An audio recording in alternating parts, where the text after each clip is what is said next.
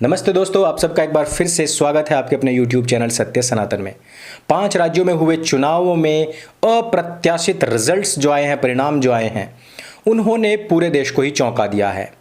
जिस प्रकार से आसाम में कांग्रेस खड़ी होकर कह रही थी कि हमको यहाँ पर एनआरसी, सीएए लागू नहीं होने देना है, इसलिए हमको जिताइए, आसाम की जनता ने उनके इस घोषणा पत्र को फाड़कर उनके मुंह पर फेंक दिया।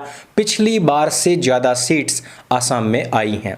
आसाम का रिजल्ट इसलिए भी बहुत महत्वपूर्ण है क्योंकि पिछले दिनों सीएए और एनआरसी के नाम पर आसाम को ही केंद्र में ला करके दिल्ली हो या पूरे देश के अंदर जितने भी धरना प्रदर्शन, आगजनी और हिंसा हुई थी, सबके केंद्र में आसाम ही था।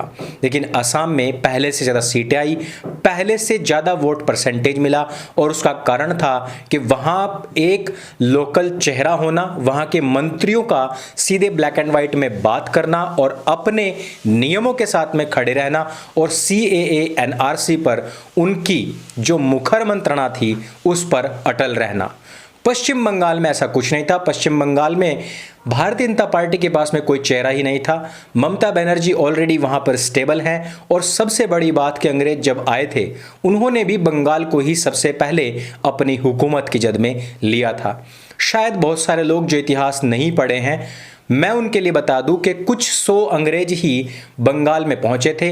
वहां पर उन्होंने स्थानीय लोगों को अपना गुलाम बनाया था और परेड कराई थी और बाकी के जो बंगाली थे वो खड़े होकर अपने घर, चौराहे, चौक पर उस परेड को देख रहे थे। इतिहासकार कहते हैं कि यदि चाहते तो बंगाली उन पर टूट पड़ते और उनको वहीं जान से मार सकते थे और अंग्रेजी हुकूमत भारतवर्ष में कहीं पर भी ना आती। लेकिन इतिहास इस बात का गवाह है कि भारत में इस प्रकार के लोगों की बहुत प्रचुर मात्रा है। अत्यंत सेक्युलर पश्चिम बंगाल में अगर फिर भी 3 से 75 तक की दौड़ कोई पार्टी लगाती है तो इसको एक अच्छा मैंडेट कहा जा सकता है। और ऊपर से ममता बनर्जी हार गई हों, वोट परसेंटेज में भी शुवेंदु अधिकारी 9% से ज़्यादा मार्जिन ले गए हों, वहाँ पर उस बंगाल में भले ही ममता बनर्जी की पार्टी जीती हो, लेकिन ममता बनर्जी ठीक उसी प्रकार से हार चुकी हैं जिस प्रकार से राहुल गांधी अमेठी से हारे थे। वो अलग बात है कि राहुल गांधी को पता था कि वो अमेठी हारने जा रहे हैं और यहाँ पर ओवर कॉन्फिडेंस में ममता बनर्जी हार चुकी हैं। नैतिकता की बात की जाए तो ममता बनर्जी को मुख्यमंत्री पद का दावेदार खुद को घोषित नहीं करना चाहिए और उनको कोई जीता हुआ उम्मीदवार लेकर के आना चाहिए। लेकिन चाहे भाजपा हो, तृणमूल कांग्रेस हो या फिर अन्य पार्टियां, ये इस प्रकार की राजनीति में विश्वास नहीं रखते और ये अपनी सहूलियत के हिसाब से राजनीति करते हैं। पश्चिम बंगाल में एक बार फिर से ममता बनर्जी की सरकार बनने जा रही है।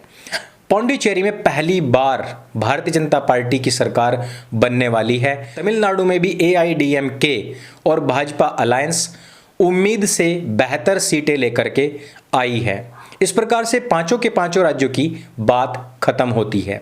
लेकिन इसमें रुचि कहां पर आती है? ऐसे ही तृणमूल कांग्रेस जीतती है, भाजपा के जो ऑफिसेज हैं, कार्यालय हैं, उनको जला करके लोकतंत्र की विजय के जश्न की शुरुआत की जाती है।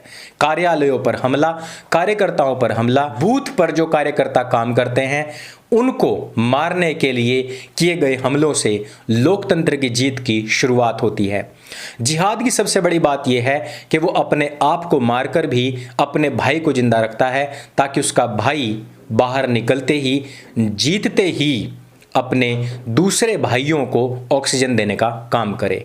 कांग्रेस वामपंथी भले ही तृणमूल कांग्रेस के खिलाफ खड़ी हुई हों, लेकिन रातों रात सबने मीटिंग की, बैठक की और उन्होंने कहा कि यदि भाजपा जो कि जीत रही है इसको हराना है तो सबको मिलकर के तृणमूल कांग्रेस का साथ देना पड़ेगा। और सब ने अपने गलों में खुद से फांसी लगाई, खुद से अपने वोट बैंक की आत्महत्या कराई और खुद पूरा का पूरा वोट बैंक तृणमूल कांग्रेस की तरफ धकेल दिया। एक ट्वीट मैंने पढ़ा और उस ट्वीट से मुझे पता लगता है, ये रफ़ी शिराज का ट्वीट है। इसमें इस व्यक्ति ने लिखा है, तुम 100 करोड़ होना, ये करोड़ को करोड़ बोल रहा है, मदरसा छाप है इसलिए सही से नहीं लिख पा रहा है, उसकी गलती को नज़रअंदाज करें, मर्म को समझे वो कहना क्या चाहता है। कुछ ना उखाड़ पाए, हम 30 करोड़ होकर अपनी सरकार बनाते हैं, 10 साल और रुक जाओ, हम तुम्हें बताते हैं सरकार कैसे बनती है। ये है हमारी एकता।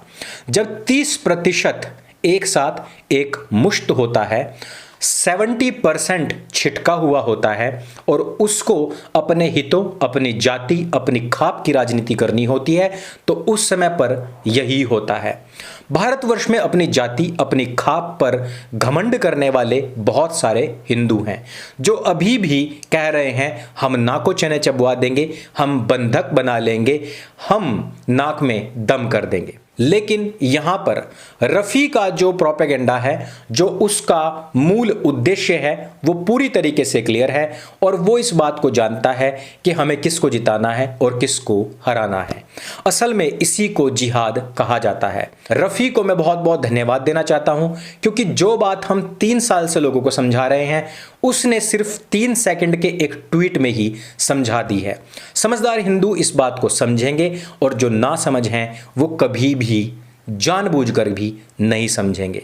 अंत में बस इतना ही कहना चाहता हूं कि जिस पार्टी ने हर राज्य में खड़े होकर कहा कि हम आपके एक हाथ में कुरान और दूसरे में कंप्यूटर देंगे, उनके पिछवाड़ों पर लात मारकर वहाँ के मुस्लिम वोटर्स ने कहा कि कुरान हम रखते ही नहीं बल्कि पढ़ते, आत्मसात करते और उसी के संविधान को लागू करने के लिए पल प्रतिपल मेहनत करते हैं। कंप्यूटर की हमको आवश्यकता नहीं है, भाड़ में जाए तुम्हारा विकास। हमको सिर्फ एक ही काम करना है और वो है कि हम लोगों के लिए काम करने वाले लोगों को, काफिरों को पोषित करना। जब हमारी खुद की आबादी बढ़ कर के इतनी हो जाएगी तब चाहे वो ममता बनर्जी हो, शुवेंदु अधिकारी हो और चाहे फिर वो कोई भी पार्टी, किसी का भी नेता क्यों ना हो, हर तरफ चमकेगा तो केवल मुस्लिम चेहरा, जिस प्रकार 1946 के खिलाफत आंदोलन में चमका था। इतिहास को भूलने वाले खुद इतिहास बन जाते हैं। अगले 5 साल के लिए ईश्वर अपनी कृपा दृष्टि पश्चिम बंगाल पर बना करके रखे, क्योंकि वहां पर जहां अभी से कार्यकर्ताओं पर हमले होने, उनकी हत्याओं के प्लान्स, उनके घरों और कार्यालयों को जलाना शुरू कर दिया गया है, अगले 5 साल तक उनको कोई भी वो नेता, वो मंत्रीगण बचाने वाले, आने वाले नहीं हैं जो बड़े बड़े मंचों से बंगाल को बदलने की राजनीति की बड़ी बड़ी बातें किया करते थे। सब कुछ आम जनता को खुद अपने ऊपर ही झेलना पड़ेगा और वो भी केवल अपने कुछ मंदबुद्धि लोगों की वजह से। आसाम की जनता को बहुत बहुत साधुवाद कि उन्होंने देश के हित में CAA और NRC नाम के 2 कानूनों को जिंदा रखने हेतु वोट किया। ये वीडियो अगर आपको जानकारी से भरपूर लगे और आपको भी लगता है कि पश्चिम बंगाल में नैतिकता के आधार पर हारी हुई ममता बनर्जी को मुख्यमंत्री पद अब किसी और को सौंप देना चाहिए, यदि आपको भी लगता है आसाम और पौंडीचेरी की जनता ने सही निर्णय लिया है, तो इस वीडियो को सबके साथ में शेयर अवश्य कीजिए। सनातनी एकता के लिए काम कीजिए, ना कि किसी पार्टी विशेष के लिए। मेरे संग बोले सत्य सनातन वैदिक धर्म की जय। जय हिंद, वंदे मातरम।